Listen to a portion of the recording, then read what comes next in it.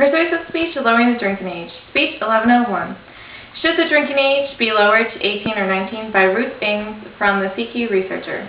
A call for a new curb on teens by USA News and World Report. Should the government lower the drinking age from 19 to 21? Allowing 19-year-olds to drink legally and purchase alcohol eliminates harm illegal drinking causes. Many do not see the harm it causes when teens are forced to drink illegally.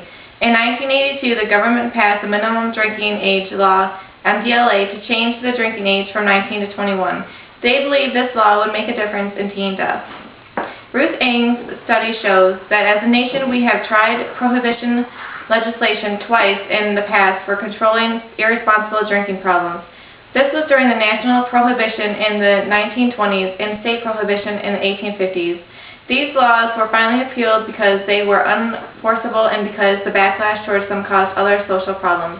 Today we are repeating history and making the same mistakes that occurred in the past. Prohibition did not work then, and prohibition for young people under the age of 21 is not working now. In the 1980s and early 1990s, the MDLA did lower the number of deaths in teens. However, until recently, when underage teenagers started using alcohol more frequently. According to the U.S. News and World Report, an estimated 12,000 lives have been saved since the states began raising the MDLA drinking age in 1982, although 11 million students still report that they drink and 8 million say they do weekly. In today's society, more young adults drink whether it's illegal or not. The MDLA is not effectively working. There is no point in keeping a law which no one obeys. The most common reasons teens drink these days than in the past is the danger of being caught. Ings thinks the drinking age should be changed to 19 because it would make drinking much less of a big deal. Everybody wants to get wasted because they are not supposed to. The excitement tends to fade when there isn't possible chance to get caught and in trouble. By lowering the drinking age, this should minimize the number of teenagers drinking because they will have less of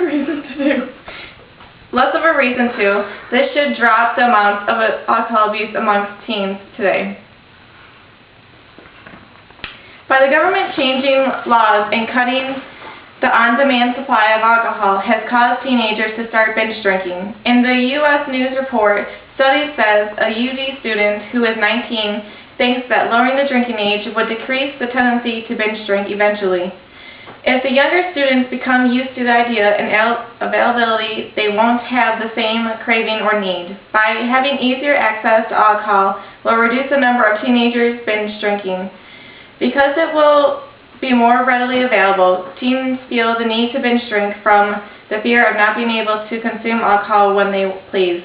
From the government standpoint, they believe the reasons teens go beyond the necessary amount of drinks is that teenagers are immature and unable to handle the responsibility, which is not true.